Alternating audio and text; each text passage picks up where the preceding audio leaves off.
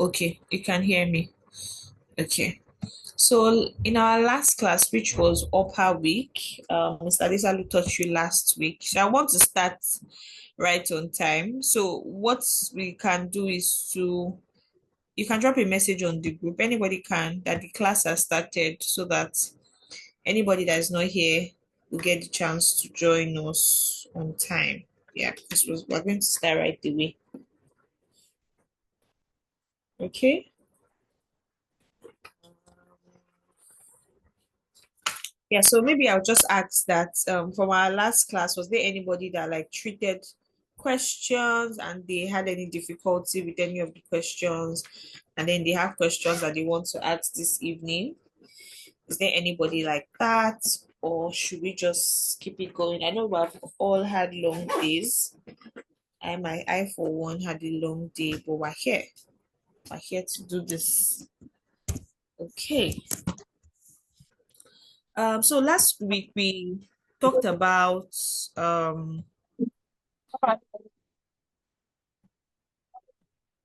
professional ethics and code of ethics, right? The principle-based code of ethics and our rule-based code of ethics. We moved on to talk about the five code. Please mute yourself. Just mute yourself if you're not speaking, please.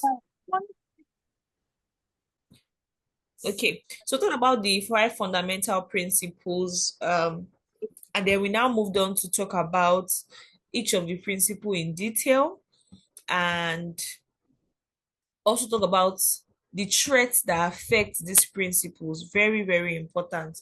The acronym for that threat was SAFI, SSAFI. So those are the threats that affect the application of your fundamental principle.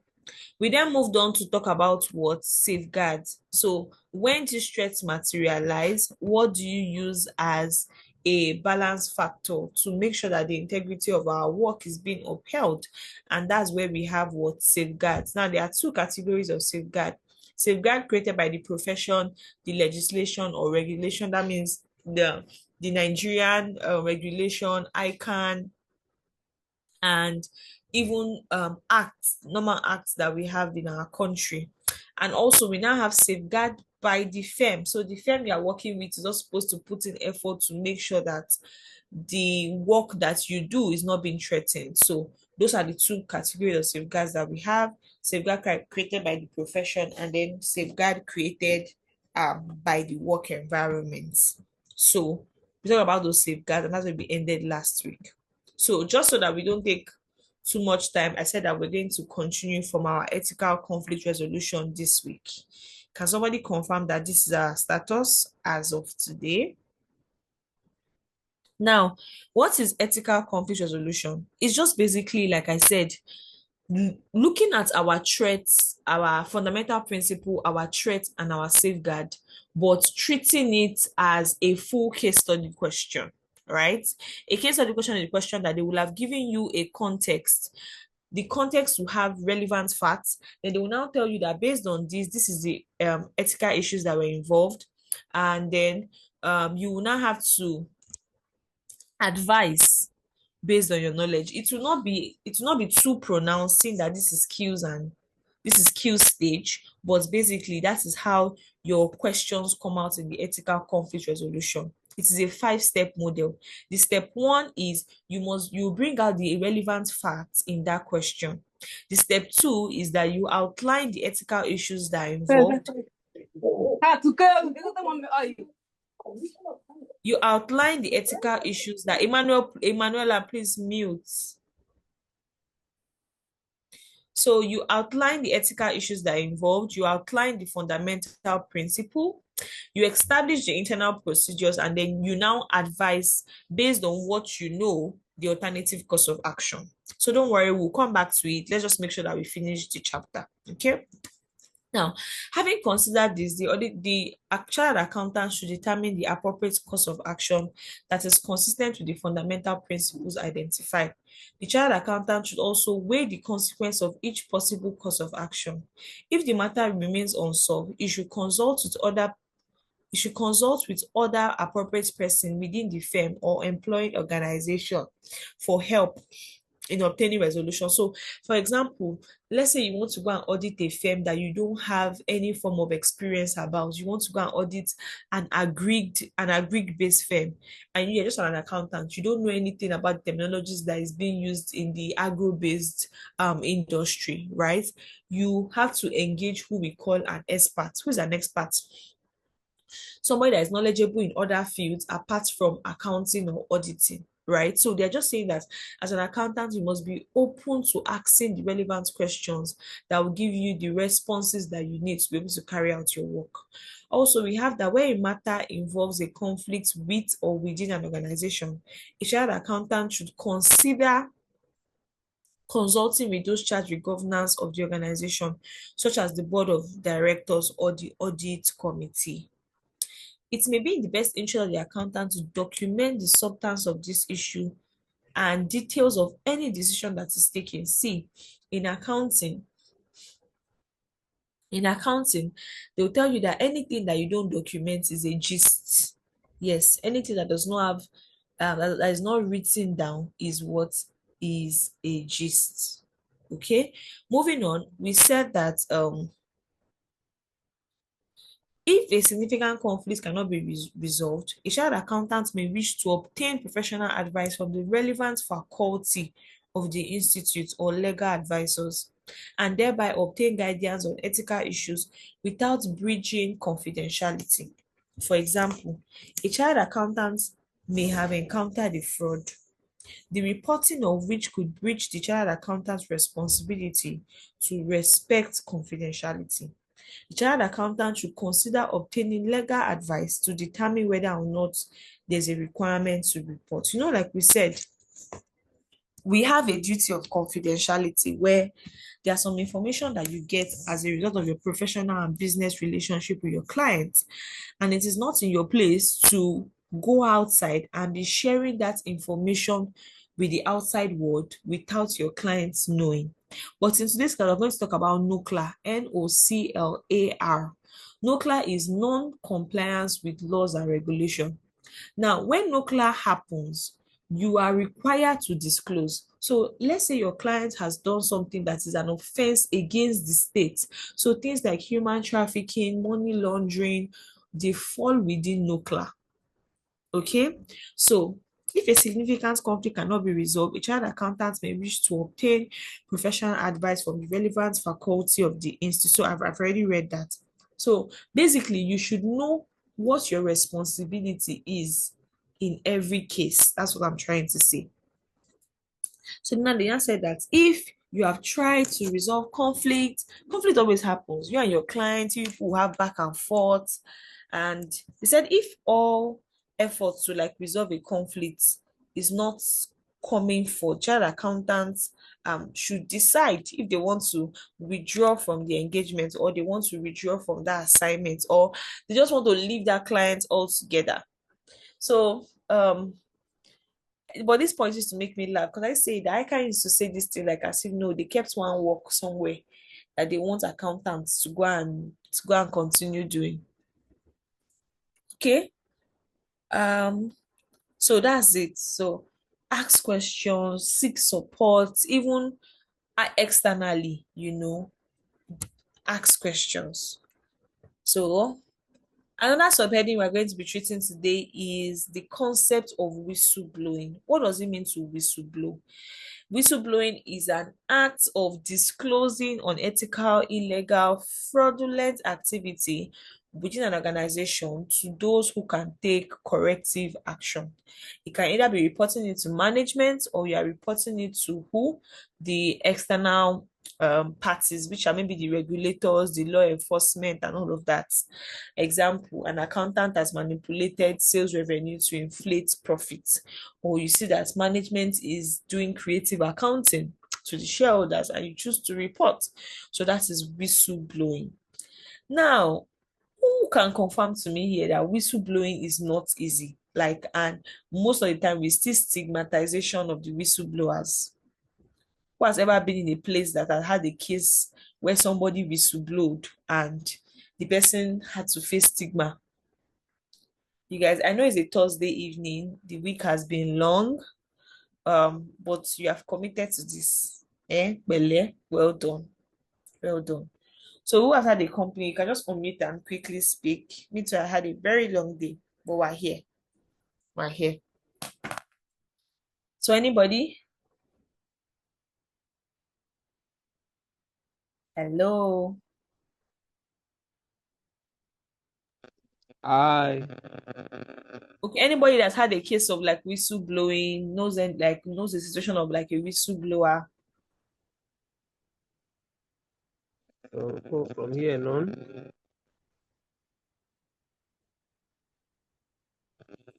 Okay, no problem. So let's just come. haven't Okay, okay, Chi, did you say you haven't or you have?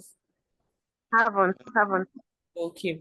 So yeah, what organizations typically do is to now try to protect whistleblowers. So in I think I've worked somewhere that if you want to whistleblow, you don't write it with you don't have a conversation, right?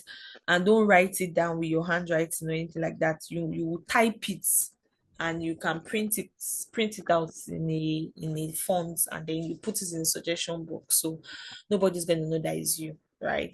So but yeah, what is the role of whistleblowing? The truth is that audit is not or it's not like as if as an auditor you're expected to go and whistleblow when you get to a client site. No, but you are just supposed to be able to help them regularize their system.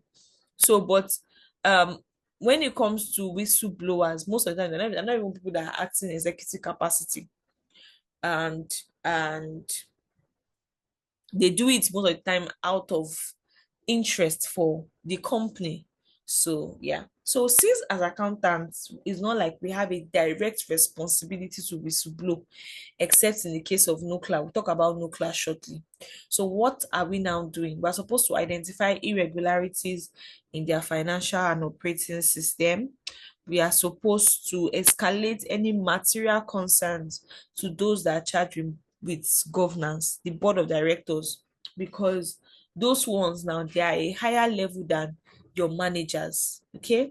And then report externally when the public is at risk. So when can the public risk be at risk? In cases of nuclear. What are the cases of nuclear? Issues like tax fraud, bribery and corruption, health and environmental violations, security law breaches. It applies to professional accountants and auditors who discover acts of non-compliance during their work. So when you see a client contributing to terrorism, you will not say no, under fundamental principle I'm supposed to uphold confidentiality. No, your confidentiality does not reach there. Okay, so that is that about no class. So it includes tax fraud, bribery and corruption, environmental and health violations, and security breaches. Basically, when the offense that is being done is not only going to affect the entity that is doing it, but also entities that are recipient of their service, right? Then we have to consider what reporting that case to the appropriate authority. Okay, so just note it down that what nuclear is non-compliance with what laws and regulation. So what is the auditor's duty under ISA 250? Under ISA 250, the auditor is required to Under ISA 250, the auditor is required to, number one, understand the laws and regulation, ask management to comply with this system, report all his findings to management, and make sure that the reporting that he gives follow due and legal process. Follows what? Due and legal process. So yeah, that's just by the way. Um, Now, some things to note is that under the ICAN code, as an accountant, as a chartered accountant, you don't only have a responsibility to the clients that you are serving, you have a direct responsibility to the general public, yes. You know that there was a time that you see us that they sit in front of newspaper, they will just be arguing behind the, oh, this is not what happened, this is what happened. As an accountant, the kind of things you repost on your media, it matters, because the person look and say, ah, it's Ferdinand. Ferdinand is just an accountant. If he says that this is what is happening, then there's really problem in this country. Because there's a certain level of reliance that people have started to place on your statement. So you want to make sure that when you are working with the interest of the public in mind. So then under nuclear, you are supposed to report. You are supposed to report even with the principle of confidentiality. Why? Because the thing they are breaching is now against the what? The law. And if the breach is substantial, you are also supposed to report, because it is also what? Against the law.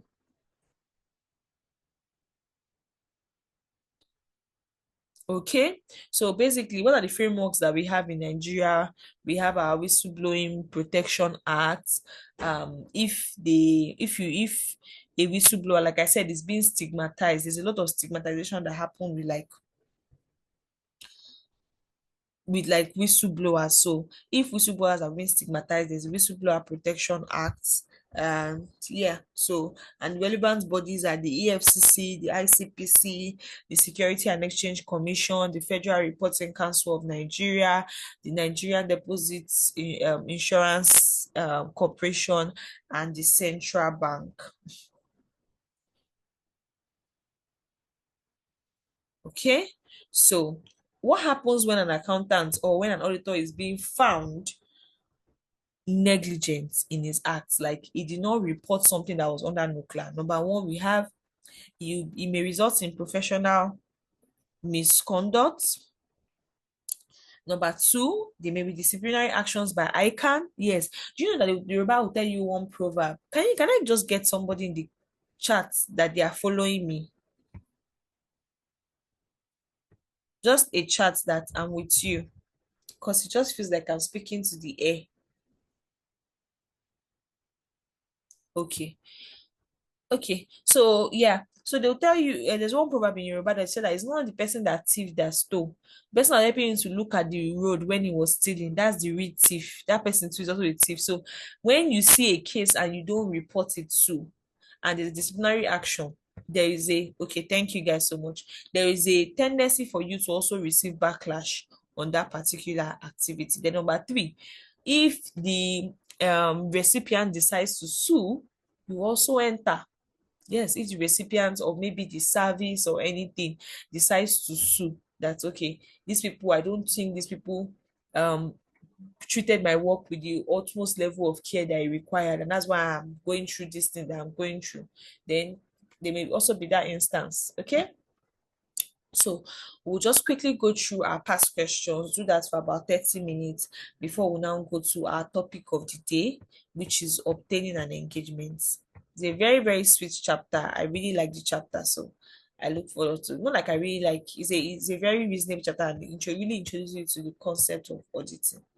So what you guys just help me do is we're going to go through the past questions now. This one stops in November 2023. So you tell me the question in November 2023, if any, and then we'll just take it together. We'll do about 4 questions, and then you can treat the rest by yourself. Okay. So let me just check the chat I sent. So we have May 2023 question 4. I'll just look at that. May 2023 question 4. Please, anything you do, don't read for ICAN exam without doing past question. It is very, very important, because it trains you on the kind of things to expect. Let it not be said that there's a particular topic and the first time you saw the question was when you got into the exam mode. And you now say, "Ah, but this thing um is in this diet." Okay, so we have question 4. Cringe Professional Services has been auditing Kogberegbe Limited for about 20 years. Being a limited liability company, no restriction was no regulation imposed restriction on the tenure, okay, of the auditor. The firm also received taxation and valuation services for the company. Wow. The company has just adopted the International Financial Reporting Standard and has employed the service of Cringe Professional Services for the conversion from the local GAAP. The firm experienced high staff turnover in the year and has no choice than to include the daughter of the managing director as part of the engagement team, although a support staff. Management has indicated confidence that the audit fee for the year will not be increased, except the firm can guarantee them that no advance management letter will be issued, and no loss will be made by the company as they are planning to go to the capital market to raise capital for expansion. With poor management letter and loss position, they believe it will be difficult to achieve this. At the end of the audit service, the company made a huge profit even with the unfavorable economic climate, thanks to the changes associated with COVID-19. There was a public outcry because it was believed that the financial statements were misstated and the auditor was accused of negligence. This necessitated the Financial Reporting Council to conduct an investigation on the company on to conduct an investigation on the company. It was found that the company restructured the debt portfolio, which was dominated in foreign currency, with an attendant with attendant foreign currency risks to Nigeria. The company the company restructured a huge intercompany loan to a 7-year principal payment holiday. Wow. With a principal repayment commencing 30th September 2025.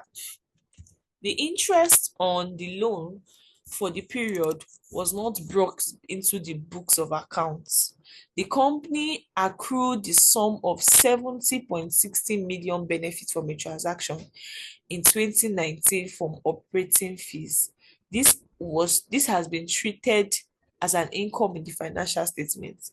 They were identified defaults by the company in relation to the payments of interest and principal on outstanding loans and borrowings. There were adverse ratios in the company's performance ratios in the year due to the interest on borrowings from financial institutions. A revisit of the operating performance of the year revealed the entity made a loss of 1.22 billion. It generated negative operating cash flows of 2.15 billion. There was positive working capital as the current asset exceeded the current liability by 1.2 billion in the year. The net asset position of the company was in negative as the total liabilities exceeded the total assets by 9.8 billion. The Financial Reporting Council concluded that there were threats to the auditor's independence. Hence, the professional firm was penalized for that. A concerned staff has asked for the implication of the issues raised by the Financial Reporting Council. Number one, identify and explain the threat to independence of an auditor in the scenarios above. B, discuss circumstances that could give rise to the threat, then suggest appropriate safeguards which you could put into place to mitigate the threat. So the first question they are asking us is, you can see my screen, right? Is the general threat to what? Independence. So what are our threats to independence?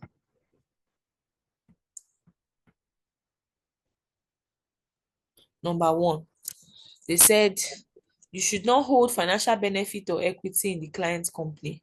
You must not collect fees which is dependent on the sale of the assignments. Can you see what they told them? They said they will not pay them, Abby. They will not, the management fee will not increase except the firm guarantee them that the management letter would not indicate a loss and it will not indicate an adverse management, like they will not get an adverse management letter and their financial management will not show a loss. You have not even audited, they're already telling you the end effects and you went there to audit. Number two, He should not act as an auditor in a place where he acts in executive capacity. And we can see a member of the management, like their daughter, the daughter of the MD, being part of the audit staff. He should not act for two opposing clients. No, he must not give or receive loan or financial benefits. Um, he must not act as an auditor when as a receiver. But in this case, they are acting as an auditor, but it's looking like they are the ones that are also preparing the financial statements, right? That's a threat to their independence as well. Personal relationship, which includes what? Blood, marriage can also affect independence. That's a problem too, because we see that they're already entering themselves. Because how are you auditing each other for 20 years? Even if there's no conversation or there's no communication that is wrong, you people should know that that is wrong, right? Um, what else? Trying to just tally the both of them together. Then an auditor should not derive a large portion of their annual recurrent fee from one client. And we can see it here because why are you the one that is doing their audit? You're the one that is doing their valuation, you're the one that's also doing their taxation. That means this client has become so important to you that you cannot let go, because that's why they came with this kind of proposition and you still could not let them go, and you said that you still audit them. That means you are, they will tell you that you have gotten to a place where your hands are tied, right? And then acceptance of goods and hospitality. So we don't see that being outlined here. So they said, explain the threat to the auditor in the above scenario. So what I would advise is to look through the questions one by one and be seeing the threat. Number one, why are you auditing them for 20 years? When you're going into your exam, or you can go in with a pencil, right? Pencil, I used to underline my questions. They will not allow you to write anything on your question booklet, but nobody will stop you from underlining. So just underline this 20 years, you put one point. Number two, carrying out taxation and valuation service, that's already point two. Abi, no, point three, they are daughter of the managing director being part of the engagement. Abi, point four, um, the fact that they are not going to increase the fee unless they say that they will not have a bad management letter or a lost position. Point five, um, um, okay. No, point five, we can see restructuring of their debt portfolio. Okay. This one does not even concern the auditor. Um, yeah, so these are the points that you raise, talk about to identify and explain the threat to independence. B, what are the circumstances that could give rise to that threat? And that is what we have as what? As SAFI. Circumstances that could give rise to your threats are what? They are your SAFI. Either self-interest, self-review, advocacy, familiarity, or intimidation threats. That is what you are explaining. Okay, Ogechi, you can speak. I can see your hands. Okay, good evening once again. I Good. just wanted to ask, with this kind of questions, first of all, it's already very long, like it's very info passage. Yeah. And then the next it's easy to identify the lines where you have your answers.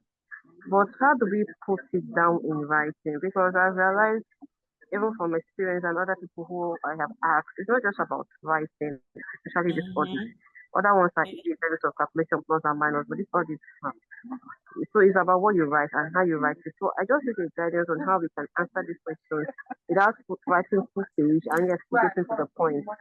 Okay. Okay. Thank you. That's a very good one. So most of the time you have to look at the way the question has been framed. In this case, now they said identify and explain. This kind of question, identify, list it out. List out all the points. Like I said, underline it. Number one, 20 years experience. Number two, carrying out taxation and valuation service. Number three, daughter of the managing director, being part of the engagement team. Number four, audit fee associated with the success of the audits, right? Any point you want to identify, first list it out in this case. Then they said explain. So you will not take the question one, auditing for more than 20 years. Even if they are a limited company, and there is no liability, there's no restriction in the number of years, there is it affects the independence of an auditor. Independence of what? We have two types of independence: independence of mind, independence of appearance. Appearance is when you conduct yourself in a way that a third party looks at you and say they cannot rely on your opinion, because they feel like your credibility with that client has worn out in this case. So you can put, even though there's no restriction of 20 years for a limited company, a assurance firm should not be found auditing a client for up to 20 years, because there's no how that familiarity will not exist in the relationship that they now have, or a high reliance of the assurance firm to the client in terms of being able to receive revenue. So they've what have you done? You have identified and you have explained that identification. So if they ask you to evaluate, when they ask you to evaluate, most of the time you don't list.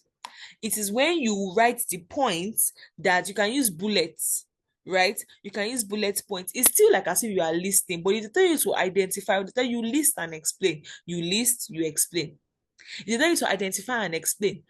Outline your points and then do what? Start explaining the points one by one. So, okay, Chi, did that answer your question? Yeah, thank you. Yeah. Okay, now they said discuss a content that could give rise to the trend. And now they said that that's where all your safeguard comes in. So we can see these things, if too many things are wrong. This self-interest traits, why? Why are you getting? We can see dependence on the firm. We can see them being scared of losing the clients. They can see interwoven employment because they're giving them all their work to do, right?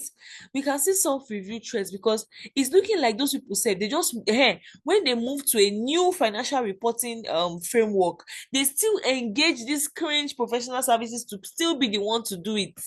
So you cannot design and implement a financial system and still be auditing that system. Are you with me? You cannot do what? Design and implement a financial system and still be doing what? Auditing that system. It cannot work. Can you do, if you do something that you to come and correct it, will you see any error there? No. Moving on. Advocacy threat. This is when the person has become a point of view, they decide to advocate for the person in the public. And that's what happened, because it was the public that it was not even like they did not even go and report the client though. There was a public outcry because people believed that the financial statements of the company were misstated and that the auditor was negligent. That's why the FRC now conducted an investigation on the audit that was done. So this is a clear case of an advocacy threat. Why? He's being seen in a position where he wants to put his client in a positive light, and that is not what you're supposed to do. Then we have familiarity threats. Of course, now long business association. 20 years, they are besties. Their daughter is even coming, working inside your company already. She most likely did not even do interview. People are just cool like that. Abby? And then we have the last one, intimidation threat. This is when there's a perceived or actual threat. Like now, I want to tell you that we have moved to a new standard, but we're not going to give you any extra money. I'm not giving you any extra. The only way we'll give you extra money is that if towards the already at the end of the work, we now see that we like what you do, we can now decide to give you extra money. Imagine that that's how the auditor is eating. Wahala go deal. So yeah, that is basically this question. So, like I would say, nobody, don't allow anybody to bobo you. Nobody brought any knowledge from heaven. How do you know the answers to questions? By treating them, by practicing them.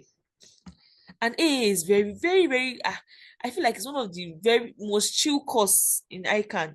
AAF, not the one in professional. The one in professional is a big boy. But the one in skills, I can't just did it that let these children just go. So if you read your material, you focus in class, and you treat your past questions, you'll be good to go. I promise you. Say it anywhere. I'll back you up.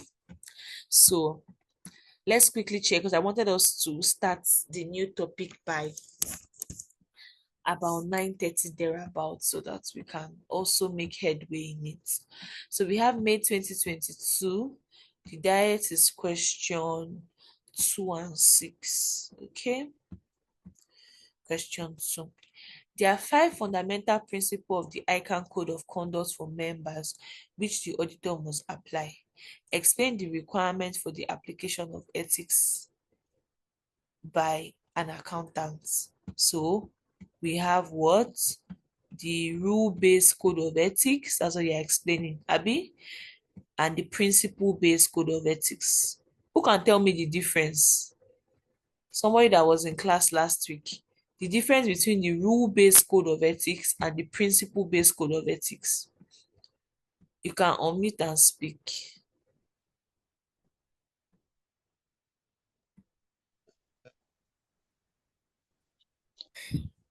Hello, ma.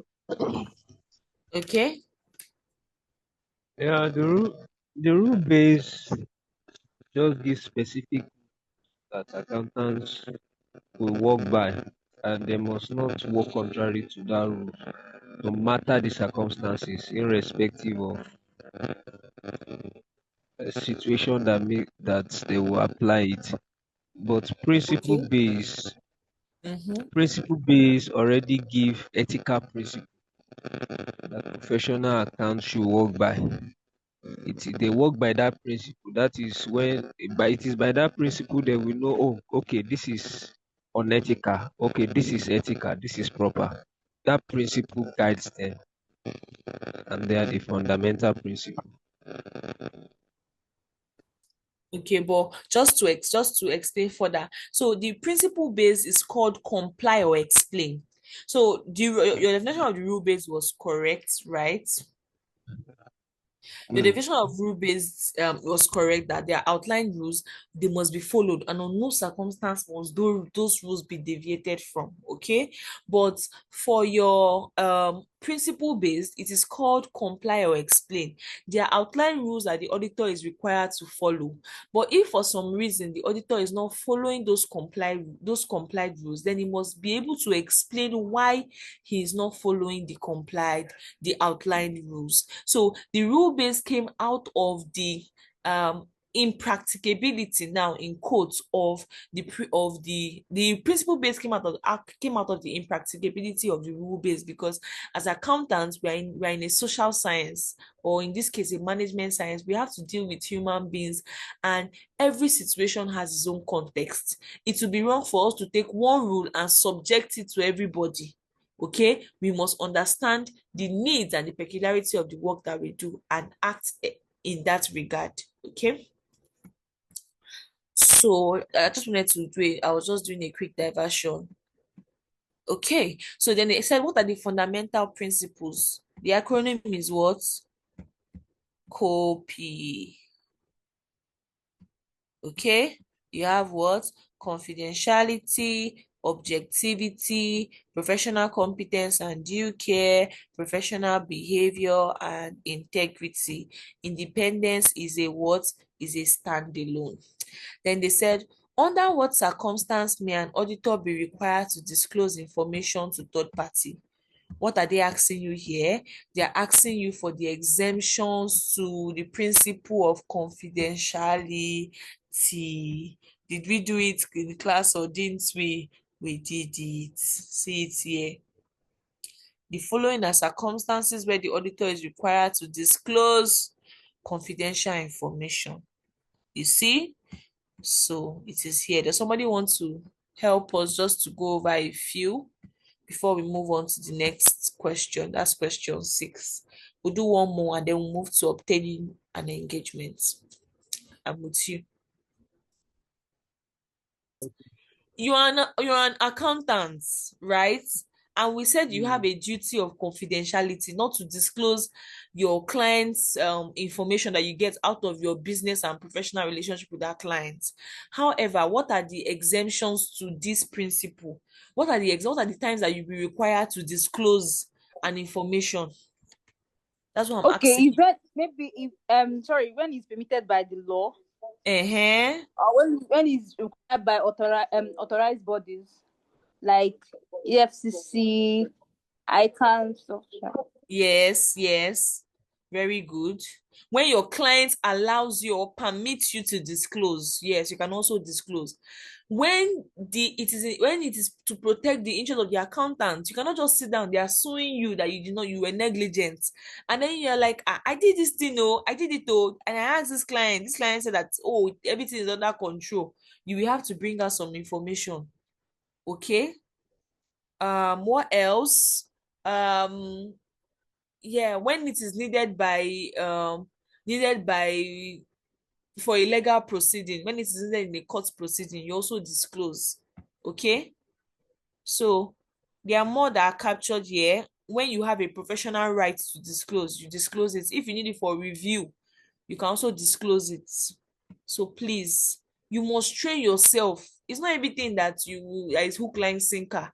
When you see a question, you must be able to think through the answer. Think through it. Okay, I'm an accountant. What are the situations that I'm not supposed to say anything, but I will have to say anything to protect myself? Okay.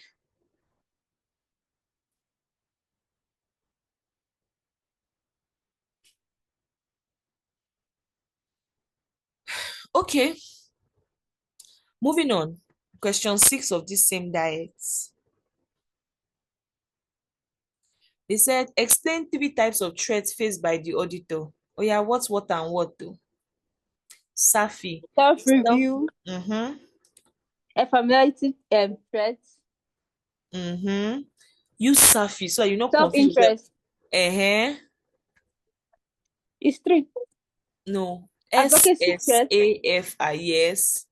There was I. intimidation. I think intimidation threats. Okay, thank you. What are circumstances that may give rise to threats in A? So you now look at the answer. That means this is a very, so they're saying on like, okay, they say you should explain any of the three. Then you now outline those three. Just like Ogechi asked, you outline those three. Like they said, explain the three. Then outline circumstances. So you like self-review. Circumstances that could be by self-review. Number one, reviewing a report you prepared. Number two, reviewing giving opinion on an accounting system that was designed and implemented by you, or giving an opinion when you were part of the management team that made that report in the previous financial year. I like three major, so that's how you list for the 3 types of threats that you want to explain. I like 3 major categories of safeguard. So we have safeguard by what? By the legislation, regulation, or profession. Number two, we have safeguard by what? By the work environment. Safeguard by the work environment. If they ask you for 3 safeguard, you can separate it into the one given by the profession, the one given by the work environment, then you can just talk about corporate governance, right? But this was like this they just, or you can do safeguard by the profession, by the profession and regulation, safeguard by the work environment, and individual safeguard. Yes, your personal ethics is a safeguard. Do you know that some people that in your organization you actually know them that you cannot even bring, you can, there's some conversation you cannot even have with somebody that you want to catch somebody like, let's go and change figure. There's some people that you cannot even use jazz to carry that kind of matter and come and give them. You know that they will not, because they've been able to build their personal ethics. So they're asking you for like 3 types of safeguard. Sorry, you want to consider adding that as well. Okay, so let's just quickly look at November 2021 question 4. I really like treating past question. This is how many years post ICAN exam. There's some people will now be inside class, they will finish, they'll be preparing for exam. They will not check the question at all. How? So we have question 4. Your firm audits Sabona Limited, a privately owned company, which is a customer of OD, another privately owned client company. The managing director of OD has asked your firm to supply Sobana bank transaction for the last 6 months, as they are concerned about their ability to honor their financial obligation. State whether or not you will be required to supply this information and the reason for your action. I don't understand. Your firm audits Sabona, which is a customer of Aldi. The managing director of Aldi. Oh, okay. So let's say this was happening. Let me use people's name in the class. Why is this thing large? I want to make it small. Okay. So what they're asking is that Omotayo, right, is auditing also. Um, is auditing Nonso, and Chioma buys from Nonso, right?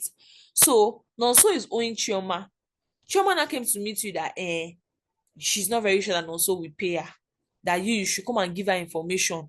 You should come and give her Nonso's bank statements for the last 6 months so that she can confirm if Nonso will have money to pay her or not. Ah, is that in your place? Is that in your place? No, Ehen. confidentiality. Exactly. So state whether or not you supply this information and the reason for your action, 5 marks. So will you supply the information? Answer the questions directly.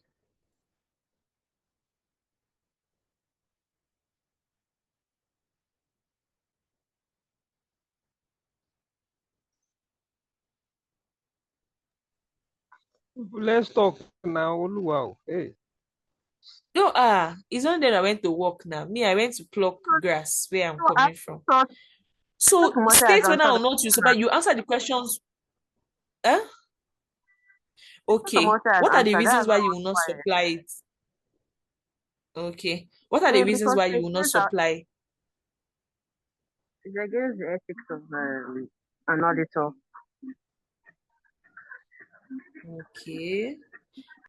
But please, this is a 5 marks question. That's another thing that used to happen.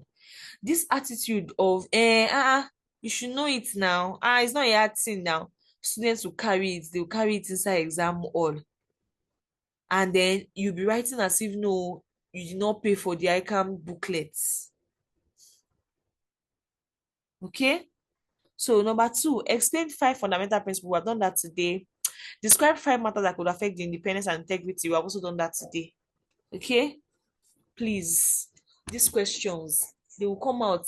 Skill, it is embarrassing. If I teach anybody in this class, you were present in class and you go and fail, it's quite embarrassing because the questions and skills are a lot of times very, very direct, straight to the point. Then they said, okay, what's the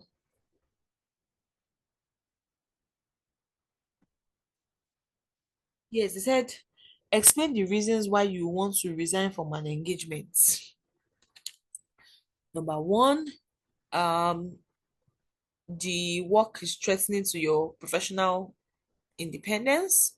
Number 2, the client has gotten bigger, or you have gotten bigger, you don't want that nature of client again, or the client has gotten bigger and you cannot meet the need of that client again, or the firm is not professionally competent in terms of the level of skill that it requires to audit that nature of clients, or the client is moving states and you don't have staff members in another state to go and audit that client. So explain the procedure for resignation. The way it works is that you're supposed to send a letter to the client, so that notifying him of your resignation. That letter is supposed to come with a letter of circumstance or no circumstance, that okay, this is why I'm resigning, or no, this is not the reason why I'm like, there's no reason why I'm resigning, I'm just leaving, I don't want to just audit you again. When you do that to the client will now send a copy of that resignation to everybody that has right to receive their annual reports. So in 14 days, I think the 14 or 21 days, Anybody that has any questions or any aggrieved party will now write back that no, we don't agree. Why would you be our auditor and leave us? We don't agree. You must continue being our auditor. Then the auditor and those members will have a meeting to explain the reason why he wants to resign. If the members are not convinced, then they can take the auditor to court. That this person, he started our work and now he says he's not auditing us again and want to sue him, right? And then the court will now judge the case. If the court sees that there was no reason for the auditor to resign from the engagement and the auditor was just looking for trouble, the auditor will have to refund the company all the money they've spent in publicizing his resignation to everybody and the money they spent on the court case and everything like that. But if the auditor upholds that the grounds for the if the court upholds that the grounds for the auditor resigning is fair, then he will be left to do what? To resign from the engagement. Do you guys get me? So, state the ethical position as stated by ICAN on the code of an auditor of taking an appointment after the resignation of the current auditor applicable to this situation. I'm not really sure we have done this topic yet, but in this case, just trying to say that if you collected work from another auditor, what should you do? Number one, as the new auditor, you are supposed to ensure that the previous auditor has been paid in full. Yes, you should ensure that yes, we are our brother's keeper in our profession.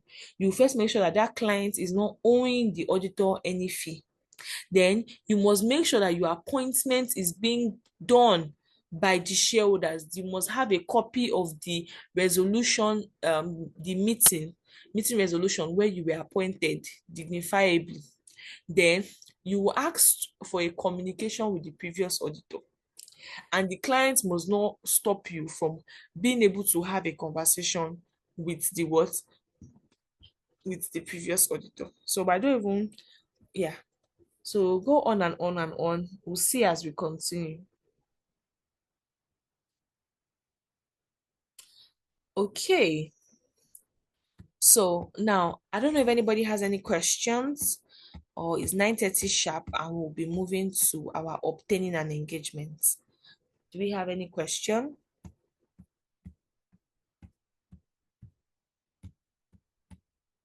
Okay. So that thing I was explaining, they are inside this place. Okay. Any question, or can we proceed to obtaining an engagement?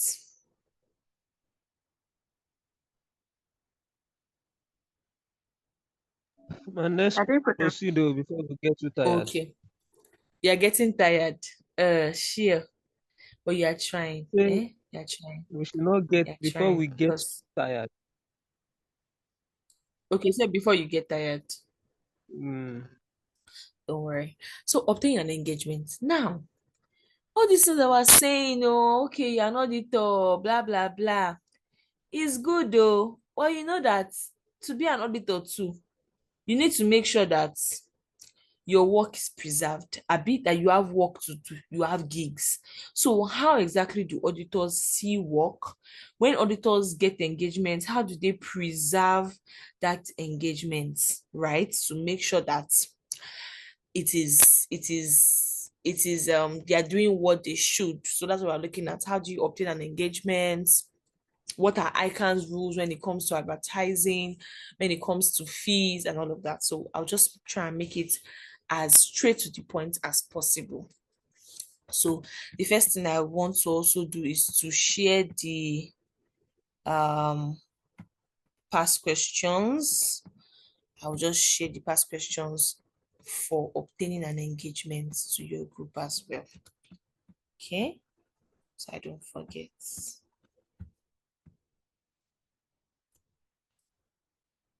Hope you guys did not see my WhatsApp. Did you see my WhatsApp? Just wanted to be sure. When I moved, did you see it? No. No. Okay. Just to avoid the spirit of confidentiality. Yeah. So I've sent them here as well. Okay, so let's shoot. Audit practice will also want to audit practitioners, assurance firms. They also want to increase the size of their client base. because in doing this, they will increase their profits, right? And how can they do this? By basically what they want to focus on um is to increase their reputation and recommendations from like existing clients, and then they want to start looking at publicity or promotion. But I would like to ask somebody in this class, have you ever seen a audit firm promotion before? Have you ever seen like a have you ever seen like Deloitte banner calling for clients or KPMG? If you have ever seen, you can let us know. Anyway, let's move on. So what are the rules when it comes to advertising and publicity in terms of getting clients? Now, when a professional accountant or a practitioning firm wants to advertise, because of how the nature of our work is, it may be threatening to their fundamental principle. Okay, so because of this, there are some rules that ICAN has stated out that governs advertisement and publicity. Number one, any advertisement you do must not bring disrepute to the professional body, the firm, or the profession as a whole. Like you cannot do cannot be doing advert and you now say, some accountants, so that accountant, they will be chartered accountant, yeah, accountants. Because you want to advertise your own company. No, you cannot do an advert that brings disrepute to the profession in a whole. Number two, you cannot make you cannot make English. You cannot make extravagant claims for services offered or qualification. You want to do a now say some chartered accountants will finish with 54. But no, in Deloitte, we only recruit chartered accountants that scored 70 and above. If we do your financial statement, your company will start floating. You know those things that they used to say when you buy biscuit or when you drink milk and all of that, that the child will drink milk, the child will not grow tall. We cannot do that kind of advertisement. We cannot make what? Extravagant claims. You don't do adverts because you audited the client will not start saying investors. That's an extravagant claim, and you cannot do that in your advertisements. Number three, you cannot do what? Extravate any experience. I think this point is still two. You cannot extravate your service offer, the qualifications possessed, or the experience gained. You must be honest, truthful, and not misleading. Number three is that you must not discredit the service provided by another firm. How they will do in MTN and this thing. The Saka will come and sing, I don't photo, I don't upgrade, go empty. Yeah. You cannot do that though. That I'm not with Deloitte anymore. I am now with KPMG. Yeah, no, you cannot try it though. You cannot discredit the service that's provided by what? Another firm. Next up, you cannot break any locally recognized what? Law. So those are the 4 rules. You see these 4 rules. Let's go and check ICAN question. You see sometimes 9 marks, 10 marks in exam. Don't disrepute the profession. Don't make extravagant claims. Don't discredit the work that is being done by another firm. And you cannot break any locally recognized. You cannot say that because you want to do ICAN advertisement and then Nigerian Association of Promotion, and there's a billboard agency in Nigeria where you can place a billboard. You're not saying, "Man, I'm a child accountant, I will not obey the billboard law." No. After these 3, you must still obey every locally established law as it relates to advertisement and publicity. Okay? Now, that is an A part of the question. They can now also ask you that what are the rules of ICAN when it relates to fees? What are the rules of ICAN when it relates to what? Fees. Number 1, when you're advertising, your fees must not be misleading. The one that the ShopRite to do. Get goods for as low as 99999. Why they bear by the time they advert, what is one to? Abi, if the fees must not be misleading. Number 2, you must not offer discount. Somebody asking that, how can you not offer discount? Because you are saying that, okay, the work I'm doing for you, your company really needs it. Like, it's you people that even need my service. I'm helping you people. Next thing, you're not saying that, hey, come and I'll reduce money for you, come and do it. Are you really confident about the work you are doing? Do you guys get the school of thought now? How can you be charging discount on a premium service? Number three is that you must not make comparison to the fees of other service providers to say, gone are the days where EY will be charging you 50 million naira for as low as 2K. Now carry out audit service. No, you cannot compare your service fee with another entity's what service fee. So there are 4 rules on advertisement and there are what 3 rules on fees. Not misleading, not offering discounts, and not making comparisons to what the fees of other service providers. Everybody gets me? You must get me. We need to continue. So, ICAN Professional Code of Conduct for members states that if an accountant in public practice is in doubt as to whether a proposed form of advertisement is or marketing is appropriate, they should consult the registrar of ICAN. Ask, write to them, oh, this is the script for the advertisement. Please confirm that this is good to go. Because if you go and put out an advert that is not verified, you will meet in court. Abi? So IFA code of conduct says that a member is entitled to charge for a service. Where the basis of the fee has not been specifically been agreed, then the member should charge a fee which it considers to be fair and reasonable, taking into account number one, the seniority or the professional expertise of the person. Number two, the time expended by each of the people on those engagements. Sorry, number three, the degree of risk and responsibility that the work entails. Number four, the importance and the priority of the work that needs to be done, as well as the expense that he has incurred in carrying out that service. So these are the 4 things that help us in deciding what our fee is: the seniority and the expertise, the time, the degree of risk and responsibility, and then the priority and the importance of the work, as well as any other expense that he has incurred. Firms should then charge the clients the fee that they have quoted or the tender that the clients accepted, unless extra work is carried out. If extra work is carried out that was not expected when the original fee was agreed, the firm must provide an explanation to justify the higher fee. Now, what is tendering? So, we said either you give them fee based on all this money, all the quotes, right? Or based on what you have tendered. Just think about governments, right? When government wants to choose a contractor, they will release a memo. Okay, oh, we're looking for people that will do this road, though. Every company will now submit. That what they are submitting is a tender. The process of them submitting and the back and forth is called tendering.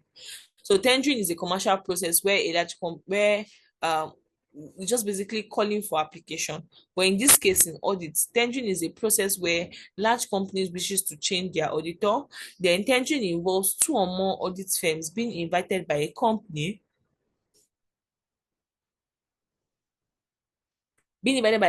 to change auditors. Tendering involves 2 or more audit firm being invited by a company to submit a proposal for its audit work. The invitation may or may not include the existing auditor. This section describes the commercial tender process used by companies to select new auditors. Section 2 addresses the specific legal and ethical process that are used by companies to select framework. Okay, so basically, when you want to tender, there are some questions that you should ask before you even submit it. Do we have the expertise? Do we have sufficient staff? Are there ethical reasons why we cannot accept this engagement? Would there be problems that the firm is aware of? Maybe general problems. The company is in court. There is negative backlash from the public about the company or anything like that. Why have they reached out to you to tender? Why is it you that they reach out to? Could it be that they want you to offer a low fee than what this current fee or current auditor is charging? Are there reasons why this particular audit is what you want to take on? What are the risks if you decide to take on this audit? So they're basically saying before you just go and submit a tender anywhere, there are some level of questions that you should ask yourself.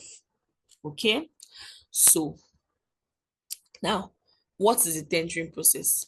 The way the tendering process works is that The principal benefit to the client of a tendering process should be lower fees because several firms are competing for that same work. In response to the pressure to reduce their fees, audit firms have become more efficient and lower their costs. Even so, the tendering process can be of high risk for a firm. Example, a firm needs to be confident that uh, a firm needs to be confident that the client is one that it can deal with professionally and economically if its tender is accepted. If the tender is not accepted, the time and cost involved in the tendering process, which may be considered a waste.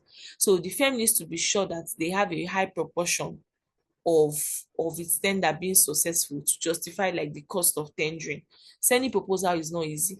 You understand? You have to go and you generate like their previous financial assessment.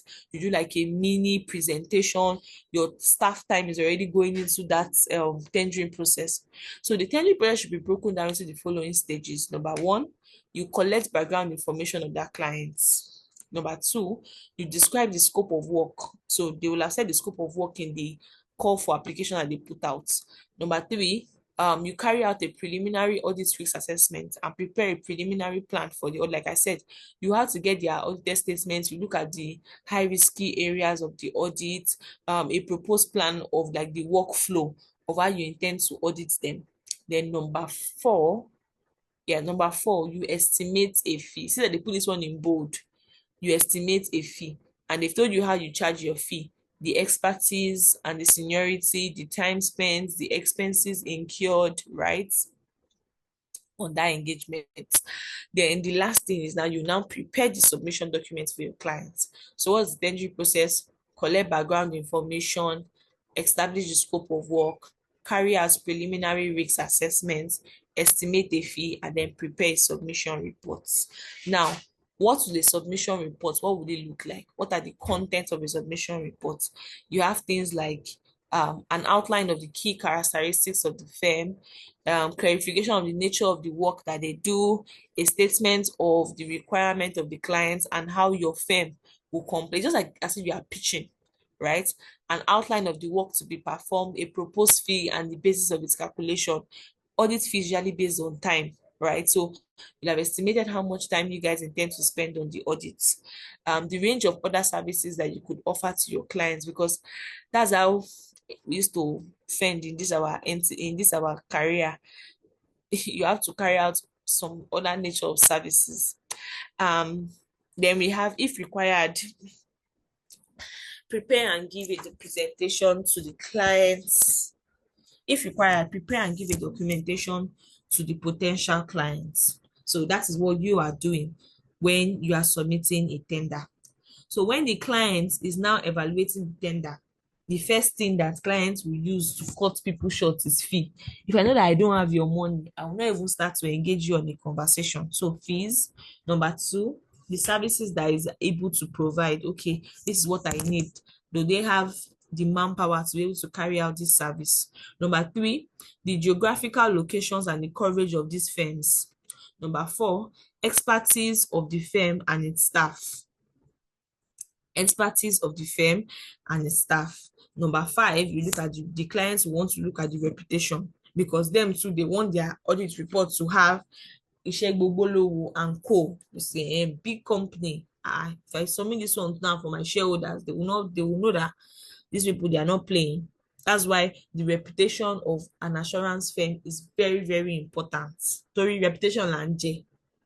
Then we have whether or not the senior management of the company team, they'll be able to work well. Yes, there's some, this are, like I told you, our work is there's it's not really emotional, but there's a lot of human communication and all of that happens. So it's very, very important that you accept an engagement from a client that you people used to see eye to eye. If not, life will just frustrate you. So you want to make sure that you people on the same IQ level.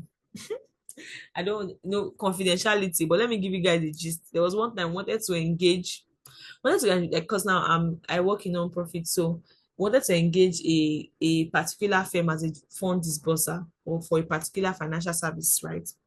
And then we got on the Zoom call, and then everybody that was in, the youngest person in that their organization should be like 56. And I work in like a youth-based organization. As we just got on the Zoom, they were calling themselves elder kinikan, elder see, it's there and there on that call that we already knew that, oh, okay. This one, we that we are first name basis, hi, Tolu, just sent you a mail that these people, they are calling themselves Eda, it go long. So we just left them alone. So you want to also check if you are able to meet intellectually. No, those people, they used to know work, they used to know work very well, but you'll be ready. You'll be ready. Also, you have like a formal presentation. The presentation that was done by the audit team shows you their readiness and the extent to which you want to really change this audit firm and the satisfaction of the current firm. If you want to really change your audit firm, you have to do what it takes to just evaluate different tenders and then be able to pick one of them. Now, one thing I will say is that most students, I think from AAA class last week, somebody said, my own class is always sweet. And then when they get to the past question, they'll be left alone with their answers. And I always say this, students feel like they need to cram all the subheadings to get into exam hall. See, you are most likely, I think there are about 6 courses now in skill stage. Some of you here are writing the 6. You would be doing yourself harm to sit down and cram all the subheadings of all the 6 courses. It's better that you understand it. Can you have a conversation with somebody tomorrow about tendering? Somebody that does not know about tendering before, that does not even know that all these firms used to submit tender. Can you have a conversation with them and be able to tell them that, okay, this way the process will go, and then they understand? If you can do that, then this class has already met its objective. But if you are thinking that, okay, because now will not come to class, I'm saying number 1, fees, number 2, services, number 3, geographical location, how many subheadings do we want to cram? Okay, so please, it is familiarization. You need to familiarize yourself with all these things. Even me, I did not bring the knowledge from heaven. You too, you did not bring knowledge from heaven. People that have gone before you did not bring the knowledge from heaven. Okay, so we have what we call lowballing. What is lowballing? It is a bad practice where it's not really a bad practice. It's a practice where audit firms like reduce their audit fee substantially with the objective of winning the audit. They reduce their audit fee to like substantially that, okay, let's get the audit, then let's get the audit, the clients. I said the audits, the clients. Then when we now get the clients, we'll be increasing the money later. So they do it with the hope that number 1, they will increase the money later. Number 2, they'll be able to recover the losses from other services. They're like, okay, now if we do their audit, we'll do their tax. They will refer us to their other companies too. So by the time we do all of that, we'll have made our money back. You see? So yes, we are professional service, but there's also the business part of it. Do you know that there are business development officers that work with the big fours? Yeah. Some people, they are working the big four is to go and look for clients. All these proposals, all these tender kind of things, they're the ones that used to go and do it. Usually on managerial level. So although there's no evidence that lowballing leads to poor quality audit, the fact exists that it's the fact that it exists does nothing to improve the reputation of the auditing profession. The existence of low audit fee may suggest to business community and the general public that the audit work is of low quality. All fees should sufficiently and adequately be commensurate or like compensate the work that audit firms carries out. If anybody here is a practicing auditor, you know that audit is stressful. Like me, the problem I even have with it is that you are even looking at something post when it has happened. You just be shouting. Client don't recognize wetin you wan recognize. Max, you go past journal. Abi? But, it is a lot, and the fees that we should charge should be commensurate to the work, the amount of work that we have to do. Moving on. So what are the preconditions? According to IS 210, agreeing on terms of an audit, you should only agree on an audit where you have made sure that all the preconditions are present and there's common understanding between the auditor and management. How can you know? Number 1, the people have said that this is the standard that we're going to be using to work. International Financial Report Standard, or whatever standard is, you people have agreed. You people have agreed that management is the one that is responsible for preparing the financial statement, establishing the internal control, and providing the auditor with all the information that he will need to be able to carry out that audit. The auditor too has accepted that asserted the scope of the audit. Okay, this is what we want you to check.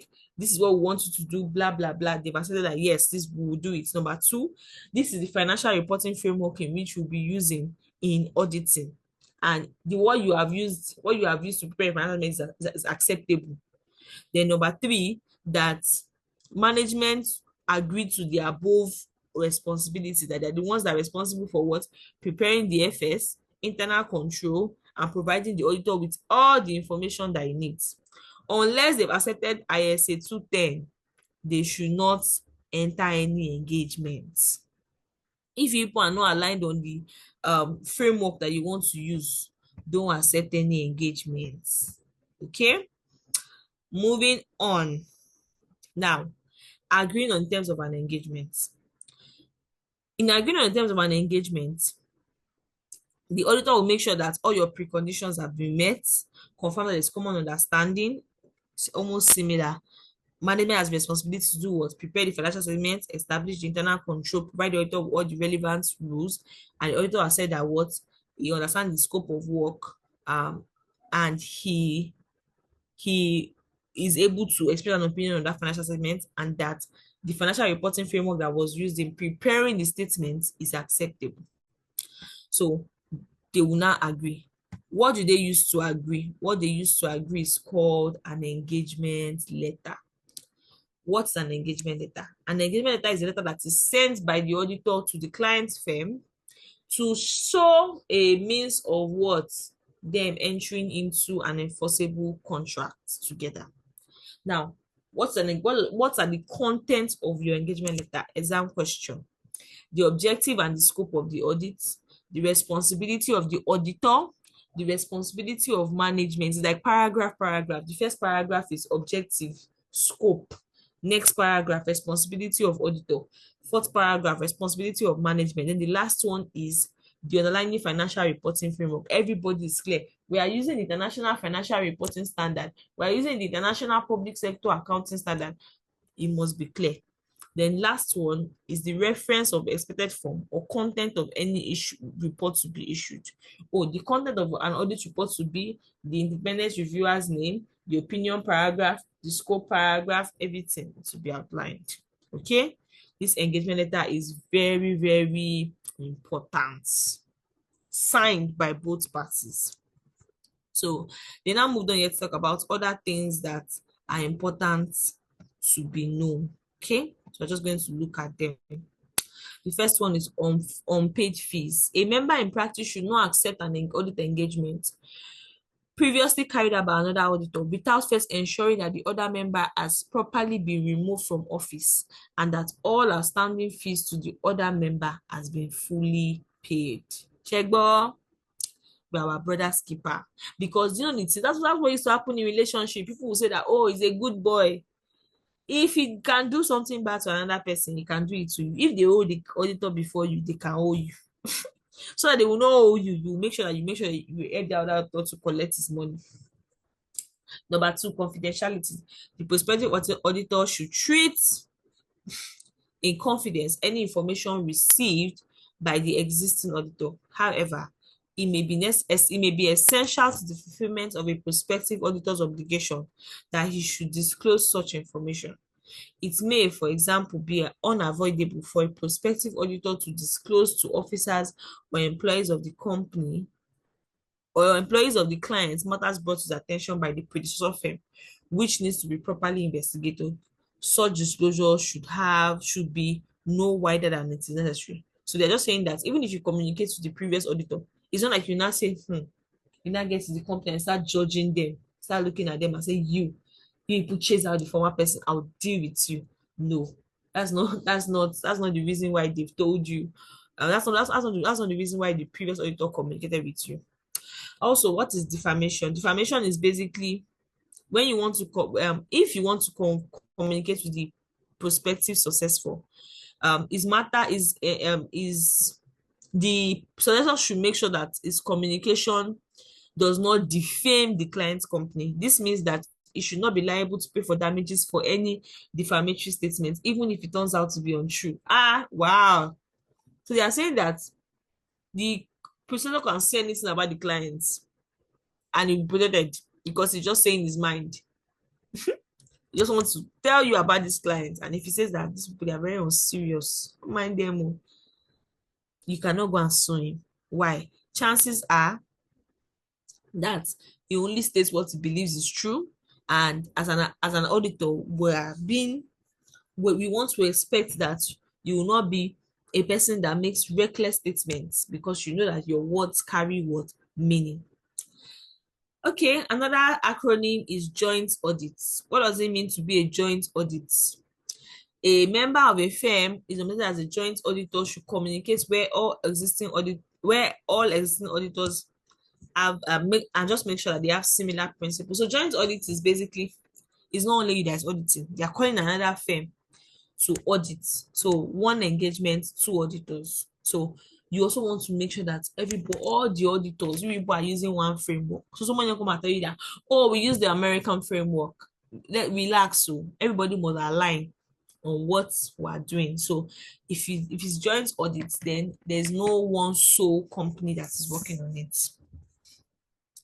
For vacancies, a member whose firm is invited to accept the nomination on the death of a sole practitioner auditor should therefore endeavor to obtain information from the later representative. That means the person before the other person. If maybe when you got there, the seat has already been vacant, there's no auditor again, ask the person before the person that was there. Transfer of books. The moment you know that you're not the one that is auditing a client,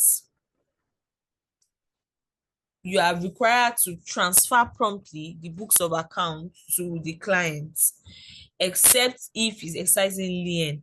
Lien is a lawful withholding of documentation or support.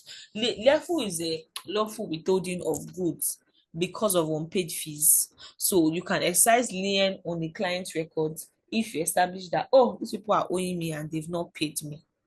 Okay. Then we have members should be aware that the courts have held that no lien can exist over documents or can exist over books or documents of a registered company, which already by status of association have to be available for public inspection. Okay, so if the documents that must be made available for public inspection, then you cannot lien those ones, but you can obviously lien your working papers. Can somebody put in the comments if they are with me? Let me be sure I still have a class. Do I still have a class?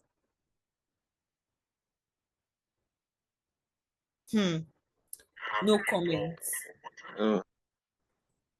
Okay, thank you. Okay, moving on. Additional work. Now, if they called you to come and do one thing, they now want to add to the scope of your work, what will happen? A member invited to undertake or recovering from to undertake recurring or non-recurring work, which is additional and relates to continuing work, should, number one, note that it is in each of the existing auditor to accept that work and it is being communicated. You should notify the existing accountant of his work, and basically all provisions, like everything that you need to be able to carry the additional work, all the information must also be provided. And of course, it will influence the fee that is being charged for that particular service. Now, if you have been sleeping before, you see this next one page that we want to do, a bit 2 pages, like 1.5 page. Please, I need you to listen very well, because ICAN used to ask a lot of questions from here. I even treated one question in the last diet, not knowing that it was here. So now we're talking about how you appoint an auditor, what the duties of an auditor are, how you pay an auditor, how you remove an auditor, how an auditor resigns. Okay, appointment of an auditor. Now, how do I explain? There are 3 ways an auditor can be appointed. Number 1 is the first auditor of a company are being appointed by the directors even before they have an annual general meeting. So normally, okay, that's the first auditor. The second one is if a company has continued perpetually for 6 months after incorporation without an auditor, Then the registrar of the CAC has a right to appoint an auditor on behalf of the company. Then the third one is that auditors are to be appointed at an annual general meeting, and this is the normal one. A continuous company is supposed to appoint their auditor. Every company shall what? At its annual general meeting, appoint an auditor or shareholder to audit the financial statements of the company and to hold office from the conclusion of that until the next annual general meeting. So, how are auditors being appointed? By a special resolution at an annual general meeting. What's the special resolution? It means 2/3 of the persons present in that meeting must vote for the auditor. So if there are 12 people in that meeting, 2/3, 3, 4, 8 people, 8 out of the 12 people must vote for that auditor for the auditor to be appointed. Special resolution. Traditionally, persons that are entitled to be appointed as external auditors are usually accountants who have been licensed by the International Chartered Accountants of Nigeria or ANAN. So they now explain this remaining two. Directors may appoint the first auditor of a company up until their first AGM. Or they may appoint to fill casual vacancy. That means somebody resigned in the middle of the year and all of that. So they may do that before another AGM is being held. Now, they said by the virtue of Section 401, Section 2 of CAMA, there are some reasons why a person will not be deemed for reappointment. Number one, he is not qualified. Number two, a resolution has been passed appointing another person as auditor other than the retiring person. Number three, the retiring auditor say, I don't want to do again. Number four,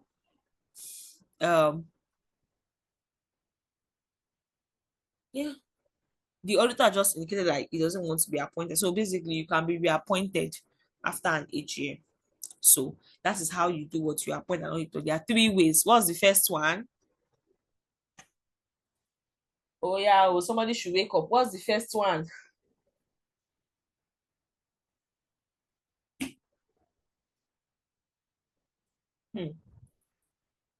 Do I have a class?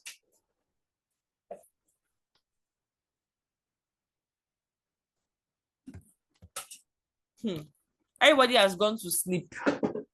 Eh? No, we are still here. Yes, so what are the 3 ways? Just go over it again. The first way is what? The three appointment of an auditor. The first one is can be appointed by the shareholders even before the commencement of the business or before operations commence. Okay. And the one I remember very well. That's not shareholder. I said directors. Ordinarily, they are being appointed by shareholders at the annual general meeting. That's the ordinary one. But the first one are being appointed by directors. The second one is that if there's no auditor for the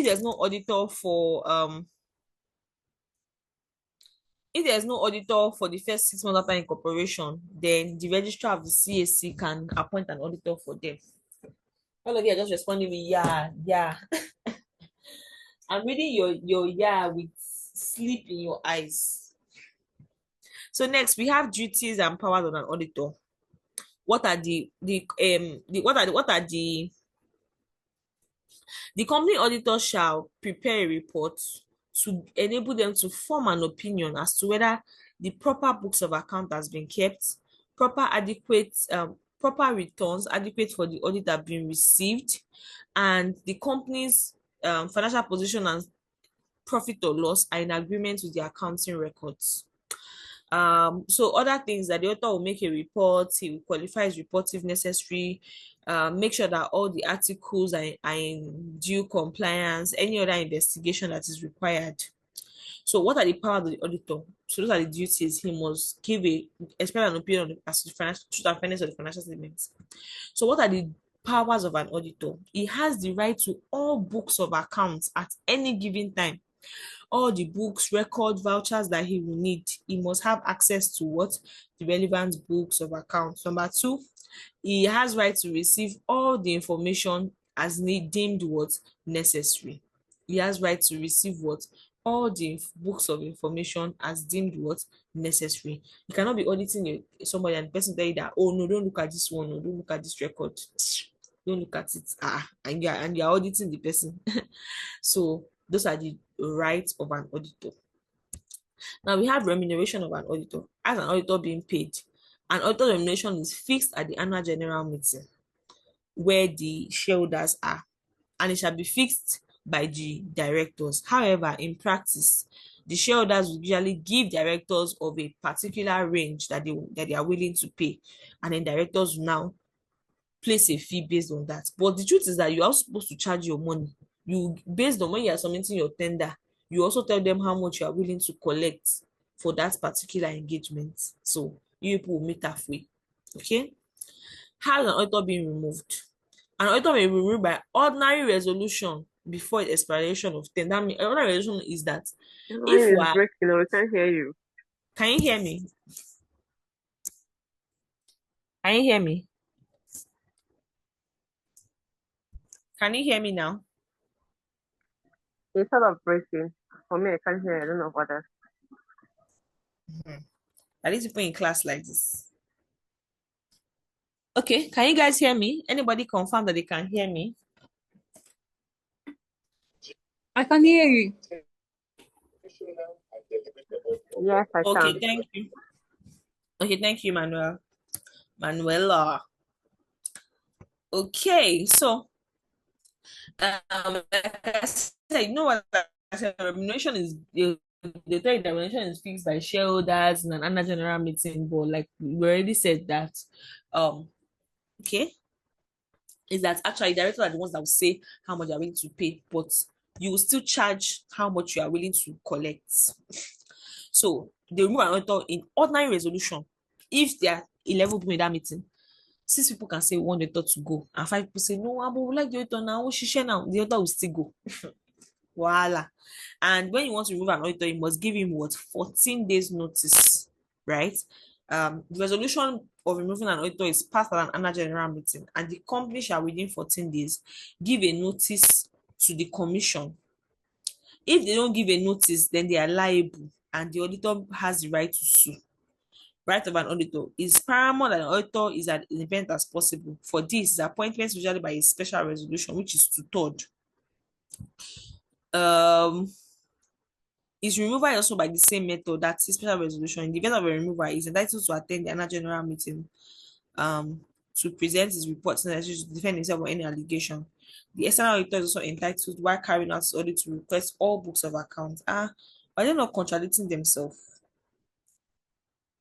Because they just said it here that it can be removed by ordinary, a company may by ordinary resolution remove an auditor before the expiration of his term, notwithstanding any agreement between it and him.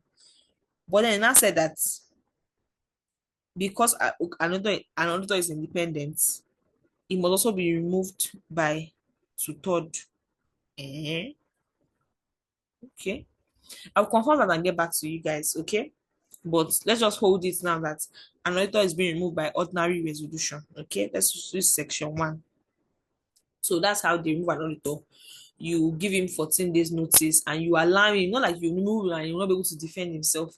He must be able to come and face the house, explain his own point of view, everything that happened. So the next one we have is resignation of an auditor.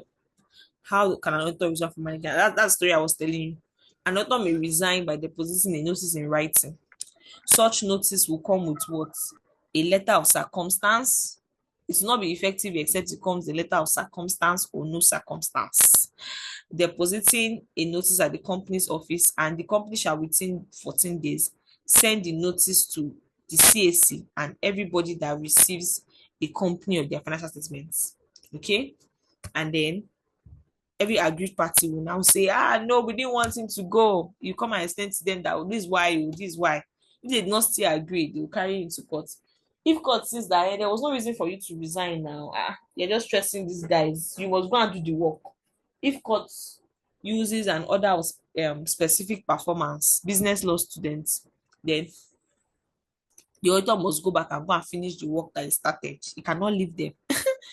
And then we have, if there is a circumstance leading to the auditor's resignation, which should be brought to the attention of the members, the auditor has the right to request the directors of the company to call for what they call an extraordinary general meeting for the purpose of receiving and considering such circumstances connected with his resignation. So you can see a very sweet chapter. Don't lie. Ah, Emanuela, you that you were hearing me, you don't know that I'm confident of calling. How do you see the chapter? Is it not an interesting read? Yeah, it's interesting, Sha. Yeah, it's just the timing. I know. Even me, I don't think I would do a class and keep you guys till 11 p.m. It's not easy. There's a reason why God said there is day and night, and some of you, you literally shut down. So that we can do like a refresher, right? What we'll do is to end the class now. So just like we did this today class, we'll start next class with our questions. So from 8:30 to like 9 o'clock, we'll treat past questions on this topic that we have done today. And then we'll start our next topic, which is internal control. Also, another reason why I've been really wanting to meet with you guys week in and week out intervals is that there are about 14 chapters in this material, right? From everything we have done, we're like 4 chapters in now, and this is literally still July, and the exam is in November. Not that we don't want to give, not that I don't like to give you ample time to prepare, but it's not like we're rushing. We have to strike a good balance. Okay. So even if Mr. Adesala is not able to meet with you next week, we may not have a class, you understand, just so that you breathe and then we spread the topics across. So it's something that if they drop the link on the group, you can re-listen to the class, adequately prepare. So it's not like as if we're rushing. Next week, today is 24th now, so next week will already be in August. So by the time, even if you have like 4 weeks in August, you have 3 classes, all of that, we're able to still finish, because we have had instances where we finish like very fast, and it's not like, we finished the course, I don't even know how to answer question. So this is just to explain to you, okay? So you guys have like a better context, because I know that I'm the one that's supposed to take internal audit and what I'm supposed to take audit planning and risk management, but we're not rushing, because you see from your chapter 1 to this your test of control and your audit reporting, and then they've added this forensic, your chapter 1 to like chapter 6. Yeah, 1, 2, 3, 4, 5, 6, 7. Like the first 8, you see a lot of exam questions from them. So we're not rushing. You want to take your time. All this past question that I sent on the group for those 2 chapters, just go back to the recording, last week recording, this class recording, and then use it to answer the questions. See the ones that you're having issues with. If you want me to share this pathfinder, like the compilation of the past question to the group, I can do that. That's not a problem. Okay. So I will even do it maybe as we drop off. Okay. So please, I know time is fast spent. This is already 10:15 and I've been here since 8:30. Well done, everyone. You're doing a good job, and I'm genuinely rooting for you. Okay. So in the absence of any other question, that will be all from my end. Am I free to go? Yes. Okay. Thank you very much for your time. Thank you.